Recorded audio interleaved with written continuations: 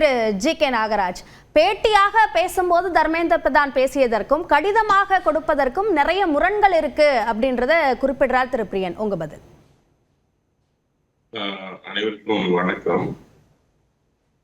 நான் முதல்ல ஒரு 2 நிமிஷம் இந்த நிலைமை ஏன் உருவானது, நாங்க நிதி கொடுக்க மாட்டோம் அப்படின்னு சொல்ற அளவுக்கு நிலைமை எப்படி உருவானது அப்படின்னு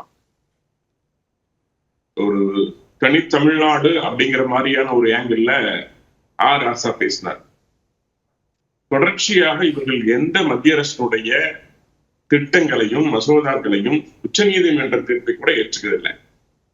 இவங்களுடைய முறைகேடு செய்வதற்கு எது சௌரியமோ அதை செய்து கொண்டிருக்கிறார். அவர்கள் கட்சிக்கும் அவர்கள் குடும்பத்திற்கும் எது லாபமோ அதை ஏற்றுக்கொண்டிருக்கிறார். அணை பாதுகாப்பு மசோதாவை ஏற்றுக்கொள்ள சொல்றேன். அணை பாதுகாப்பு மசோதாவை ஏற்றுக்கொள்ளவில்லை. அதே போல நீங்க பாத்தீங்கன்னா புதிய குற்றவியல் சட்டங்களை ஏற்றுக்கொள்ளவில்லை. அதெல்லாம் மன்னர் காலத்து இந்த சட்டங்களை மாற்றி அமைத்தார்கள், அதை ஏற்றுக்கொள்ளவில்லை.